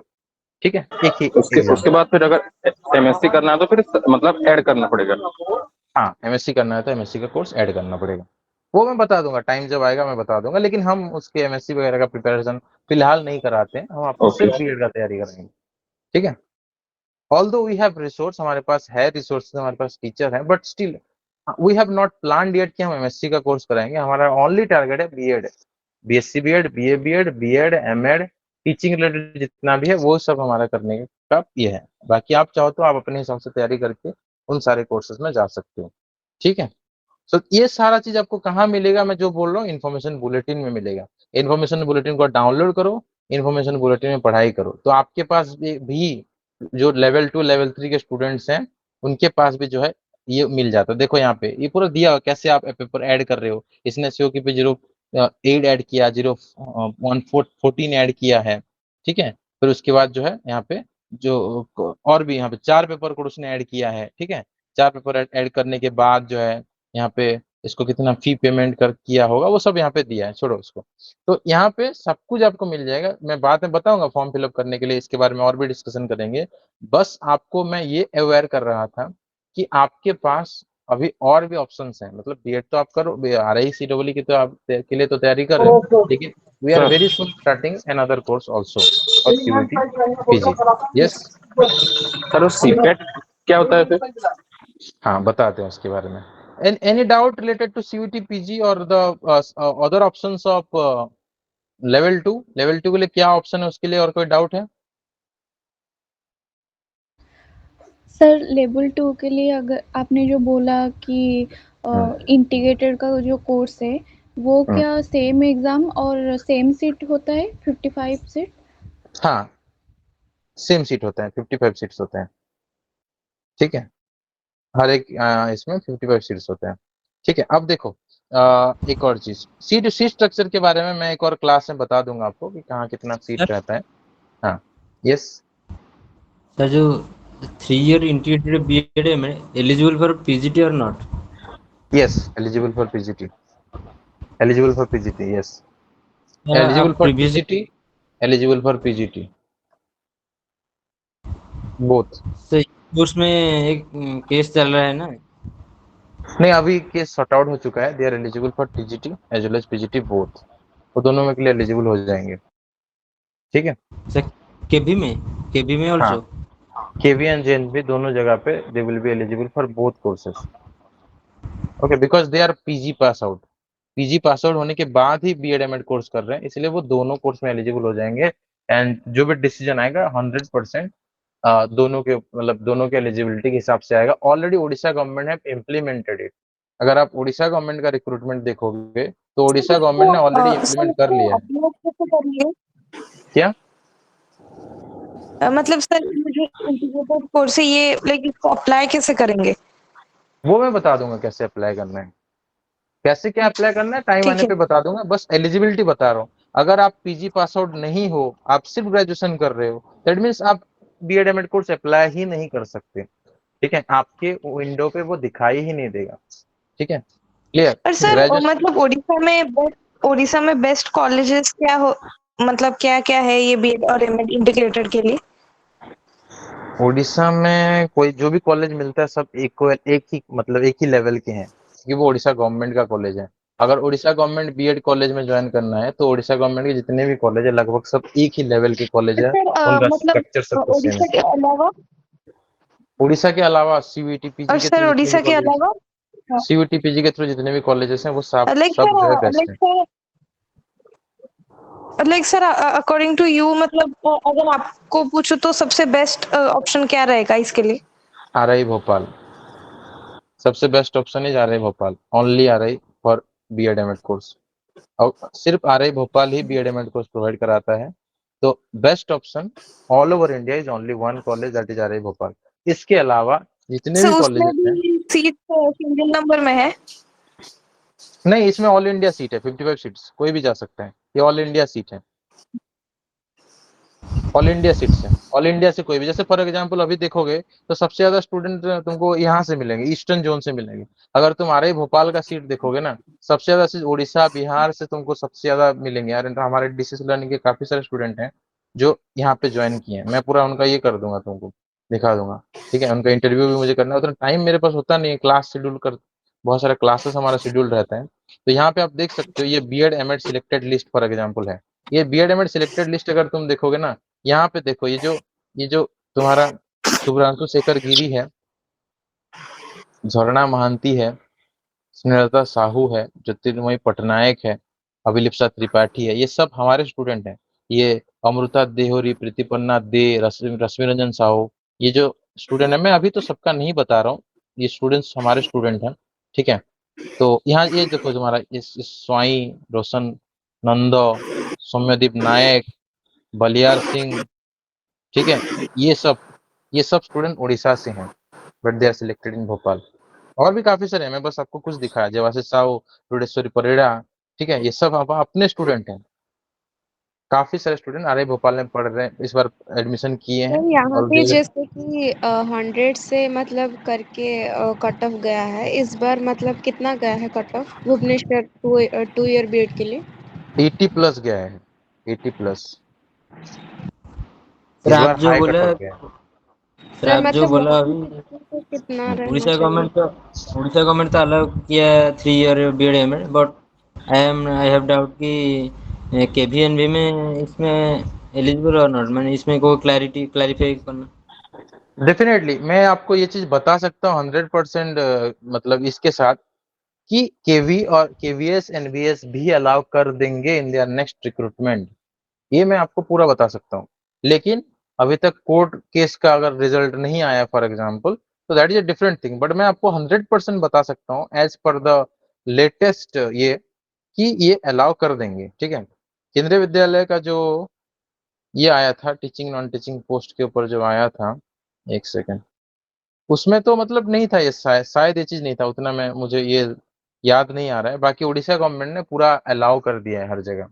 केवीएस क्यों नहीं किया है? क्योंकि केवीएस का जो सिस्टम है वो 2019 के सिस्टम के थ्रू चलता है। केवीएस ने अपना सिस्टम को अपडेट नहीं किया, but in the next recruitment they will definitely update them. Next recruitment वो अपने आप को अपडेट कर देंगे, ठीक है।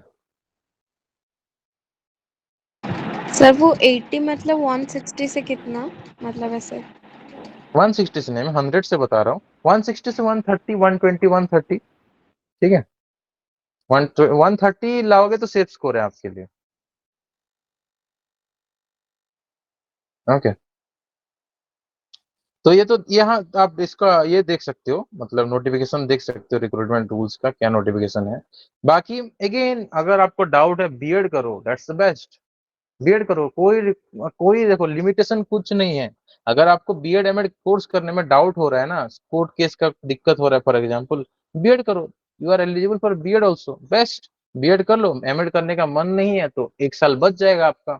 एमएड करने का मन है तो एमएड कर लेना बाद में, या अगर एमएड नहीं करना चाहते हो, जॉब करना चाहते हो, तो एमए इन एजुकेशन कर लेना। जॉब करते करते भी आपका एमएड हो जाएगा, मतलब एमए इन एजुकेशन हो जाएगा, इक्विवेलेंट टू एमएड। तो बीएड एमएड करने का कोई जरूरत है ही नहीं, है कि नहीं? मतलब अगर आपको बीएड के थ्रू करके जॉब करना है तो बीएड एमएड करने की जरूरत ही नहीं है आपको। लेकिन अगर एडमिशन मिला है बीएड एमएड में, करना चाहिए उस केस में, ठीक है, डेफिनेटली, ओके। जैसे कुछ बच्चे बीएड का तो क्लियर नहीं कर पाए, लेकिन बीएड एमएड का क्लियर कर लिए, क्योंकि कुछ बच्चे बीएड के लिए तो एलिजिबल, मतलब बीएड के लिए तो बहुत सबको एलिजिबल है, लेकिन बीएड एमएड के लिए सब एलिजिबल नहीं है। तो जो बच्चे बीएड नहीं क्लियर कर पाए भुवनेश्वर में, वो बच्चे जाके भोपाल में ज्वाइन किए बीएड एमएड कोर्स, क्योंकि वहाँ पे कम कंपटीशन है। तो बीएड एमएड के केस में कंपटीशन कम है, क्योंकि यहाँ पे सिर्फ पीजी वाले बच्चे जा सकते हैं, ठीक है। तो दैट्स वाई ये बाकी सब चीज आप जो है इसमें सर्च कर सकते हो। देखो कभी कभी ना हमको भी ये सब चीज के ऊपर खुद से भी सर्च करना है। जैसे फॉर एग्जांपल उड़ीसा का जो हाई स्कूल टीचर का रिक्रूटमेंट आया था, हाई स्कूल टीचर, ठीक है, Orissa high school teacher recruitment जब आया था, उसमें नोटिफिकेशन जो दिया होगा, ढूंढना पड़ेगा थोड़ा, नोटिफिकेशन जो दिया होगा उस नोटिफिकेशन में ना ये चीज था, ओके, कि एक सेकंड, कंप्यूटर टीचर का आ गया, तो मैं ये देख के मैं आपको बता दूंगा। वैसे बाकी मैंने 100% श्योर कि मैं बता सकता हूँ, उड़ीसा ने गवर्नमेंट ने अलाउ कर दिया है, केवीएस एनबीएस भी अलाउ कर देंगे, ठीक है, because the new education policy suggesting all this things. ठीक है, any other doubt? Sir CIPET का थोड़ा हाँ, सीटेट, सीटेट अभी आपके लिए नहीं है, ठीक है, not for sir you now. CIPET sir CIPET CIPET, हाँ सीपेट के थ्रू आप जा सकते हो। यस सीपेट के थ्रू जिसको स्टेट बीएड करना है, ठीक है, जिसको स्टेट बीएड करना है, they will go through CIPET. ठीक है, सीपेट जो एग्जाम होता है स्टेट बीएड के लिए, मोस्ट प्रोबेबली उसके थ्रू होता है। एक सेकंड, जो उड़ीसा स्टेट बीएड सर होता वो है, तो स्टेट बीएड तो डायरेक्ट होता है एग्जाम के लिए सीपेट उड़ीसा स्टेट बीएड का जो, एक सेकंड में देख लेता हूँ थोड़ा, उड़ीसा स्टेट बीएड का जो नोटिफिकेशन निकलता है सैम्स के थ्रू, यहाँ पे आपको ये सब मिल जाएगा। एक्चुअली इस बार बीएड का एग्जाम शायद एसएसबी ने कंडक्ट कराया था, उड़ीसा स्टेट बीएड नोटिफिकेशन 2024। हाँ, एडमिशन टू बीएड कोर्सेस, ये तो 2022 का है। ये सब डॉक्यूमेंट मुझे थोड़ा पहले से डाउनलोड करके रखना पड़ेगा आपके डाउट्स के लिए, बाकी मैं नेक्स्ट में तो आपको दिखा दूंगा। ठीक है, बीएड का जो है सैम्स के थ्रू इन्फॉर्मेशन ब्रोशर आता है, बाकी इसका एग्जाम सेपरेटली होता है। सीपेट मेनली पीजी प्रोग्राम के लिए है। ठीक है, CPET is for PG program, मतलब उसका वही सर अलग होता है। वो बोल रहा था हाँ, पीजी का सीपेट में कैसा हाँ, सीपेट के लिए like we are not doing any courses on that. तो स्टेट बीएड का मैं देखो, हमारा मेन ऑब्जेक्टिव है बीएड के ऊपर आपको गाइड करना। तो स्टेट बीएड के ऊपर भी हम लोग अभी तक कोई कोर्स तो किए नहीं थे सच, मतलब गाइडेंस प्रोवाइड किए अपने बच्चों को, जो भी आरआई का कोर्स ज्वाइन किया उनको हमने गाइड किया है। एज सच हमने स्टेट बीएड का कोई पूरा फुल ईयर लॉन्ग बैच नहीं किया, but this time we will start this batch on complete batch on state BEd. State BEd का जो एग्जाम होता है, जो एंट्रेंस होता है, उस एंट्रेंस में जो भी सिलेबस आता है उसके हिसाब से हम आपको कोर्स प्रोवाइड करेंगे। ठीक है, वी विल सर आप स्टार्ट इन वो बोल अक्टूबर। रहे थे क्या अलग होता है मतलब साइंस और आर्ट्स के लिए? बिल्कुल, हाँ, यहाँ पे साइंस और आर्ट्स का अलग होता है। क्या होता है देखो, यहाँ पे कुछ कॉमन पेपर रहते हैं, कुछ कॉमन पेपर रहते हैं, जैसे सीयूईटी में कुछ कॉमन पेपर है, कुछ कॉमन पेपर आपका रहता है, और कॉमन पेपर के बाद शायद 60 मार्क्स का, शायद 40 मार्क्स का क्या होता है, 40 मार्क्स का कॉमन पेपर रहता है, और 60 मार्क्स का जो अलग रहता है, पीसीएम रहता है, एंड आपका हिस्ट्री ज्योग्राफी, पीसीएम भी रहता है, हिस्ट्री ज्योग्राफी पॉलिटी इकोनॉमिक्स, ये तुम्हारा शायद रहता है, या उड़िया इंग्लिश भी शायद रहता है। इस तरह से 60 मार्क्स का साइंस रहता है, साइंस का 60 मार्क्स, और आर्ट्स का 60 मार्क्स रहता है। ठीक है, तो मैं आपको इसका सिलेबस दिखा देंगे, उड़ीसा बीएड 2024 सिलेबस। आरआई वगैरह जैसे पूरा सब कुछ यहाँ मिल जाता है ना, थोड़ा स्टेट वेट का ढूंढना पड़ता है। यहाँ पे देखते हैं इन्फॉर्मेशन ब्रोशर, अगर ये लेटेस्ट होगा तो। हाँ, ये लेटेस्ट है, ये लेटेस्ट है, यहाँ पे आप देख सकते हो। ठीक है, 2024 का ये है। 2024 का जो इन्फॉर्मेशन ब्रोशर था, इसमें कौन कौन से कॉलेज और कितने कितने सीट्स थे। तो उड़ीसा बीएड में टोटल यहाँ पे 1650 सीट्स हैं। इसके बारे में फर्दर आप देख सकते हो। ठीक है, और यहाँ पे सेल्फ फाइनेंसिंग सीट्स, कुछ गवर्नमेंट सीट है और कुछ सेल्फ फाइनेंसिंग सीट है। ठीक है, और यहाँ पे कितना साल का एज आपका होना चाहिए, तो 33 ईयर्स जो है तक आप एग्जाम दे सकते हो। Age limit, higher age limit कितना है, 33 ईयर्स तक आप जब चाहो जितनी बार चाहो दे सकते हो, कोई अटेम्प्ट लिमिट नहीं है। आरआई का भी सेम है, ये सेम चीज इज ऑल्सो फॉर आरआई। ठीक है, आरआई के लिए भी लगभग सेम चीज है। You can apply till 33 years, 33 years होने तक अनलिमिटेड अटेम्प्ट, जितना अटेम्प्ट चाहो आप RI C W 2 year BEd का या 2 ईयर एमएड का दे सकते हो। लेवल 1 के लिए अटेम्प्ट लिमिटेड रहता है, बट लेवल 2 लेवल 3 के लिए अटेम्प्ट अनलिमिटेड रहता है। ठीक है, उसके बाद तुम्हारा यहाँ पे जो सिलेबस है, let me show you.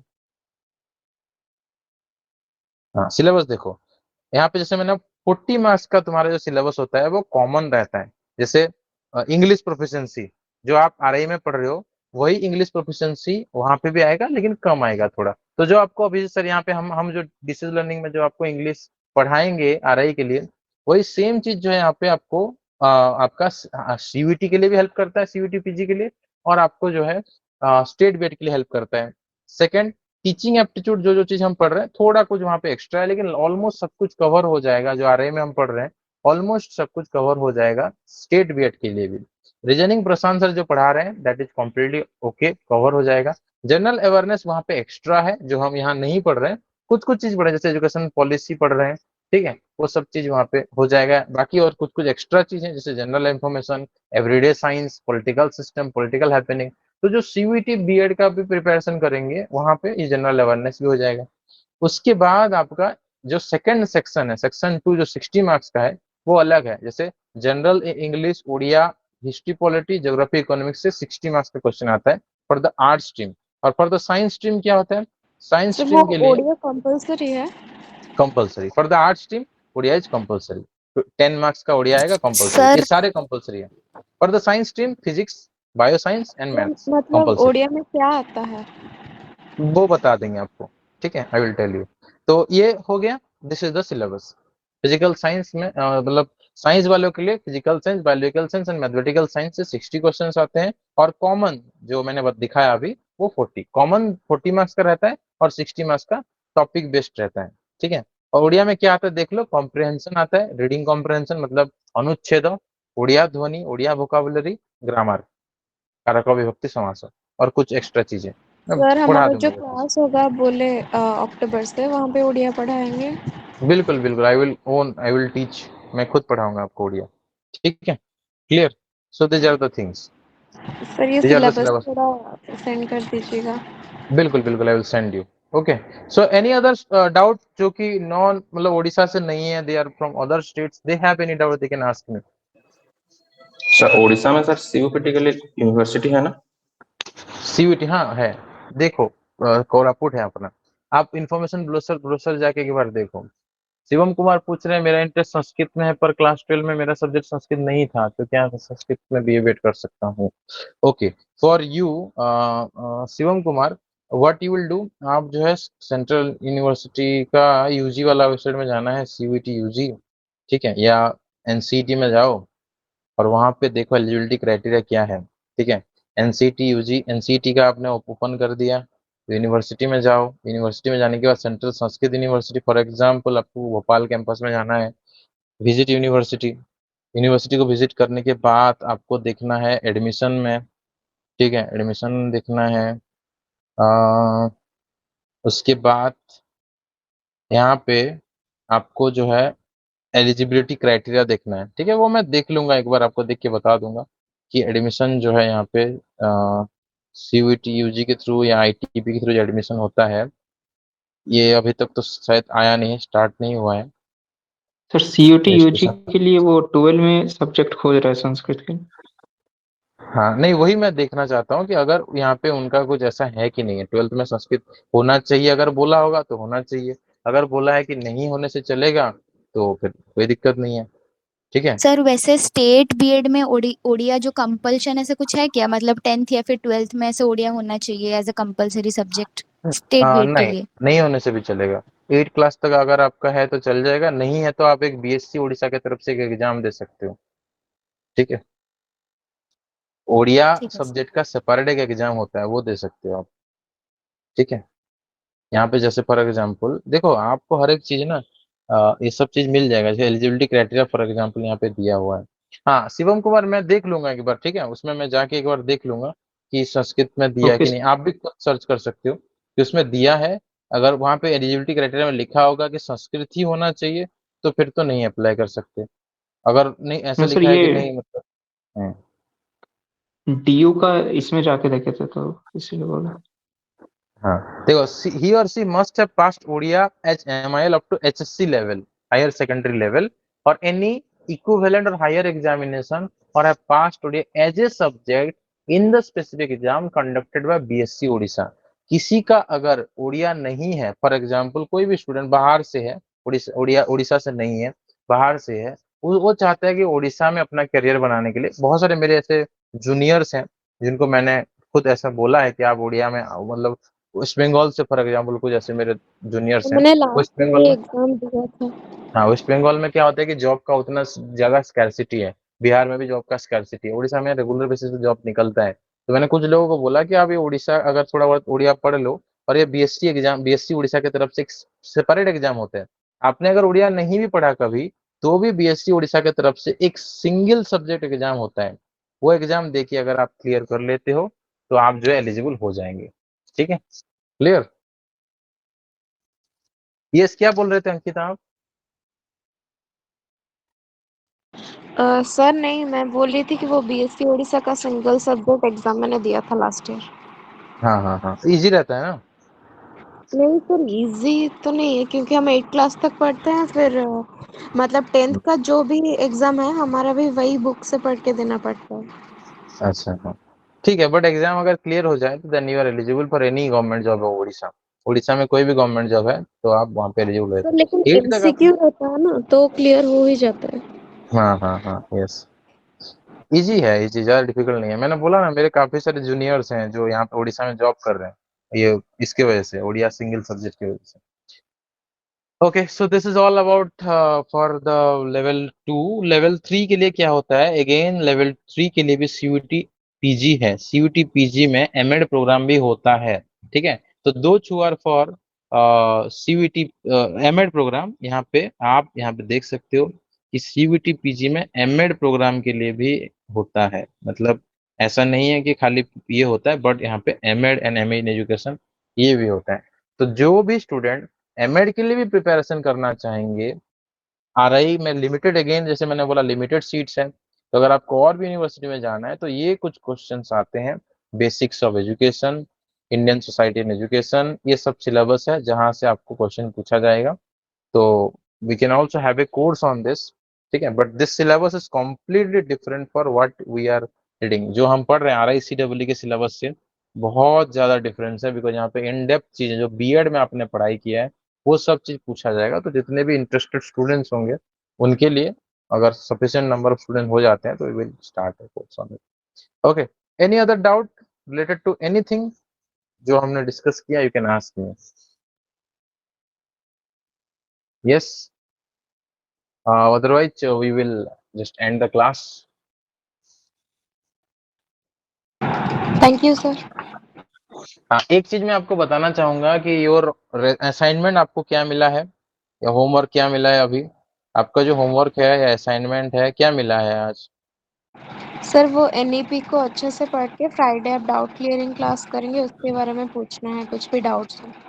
Yes, NEP को कंप्लीट कवर करना है। मैंने रिकॉर्डेड वीडियो भेज दूंगा फिर से एक बार। एनईपी को कवर करो, एनईपी कवर करने के बाद डाउट्स पूछेंगे, डाउट्स फ्राइडे को होगा एंड संडे को टेस्ट है। संडे को एनईपी के ऊपर पूरा डिटेल टेस्ट होगा। तो संडे के टेस्ट के लिए हम लोग जो है फ्राइडे को डाउट्स के लिए रेडी रहेंगे। इतना टाइम है आपके पास, 4-5 दिन, पूरा पढ़ो अच्छे से, ठीक है।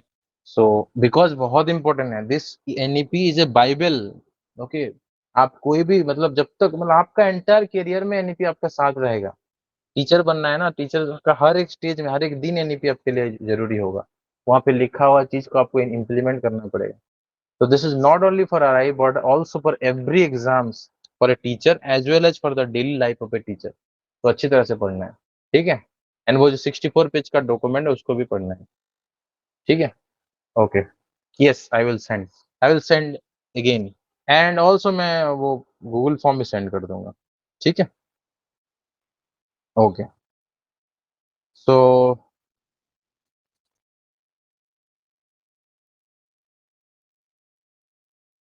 Okay, so thank you everyone. Thank you sir.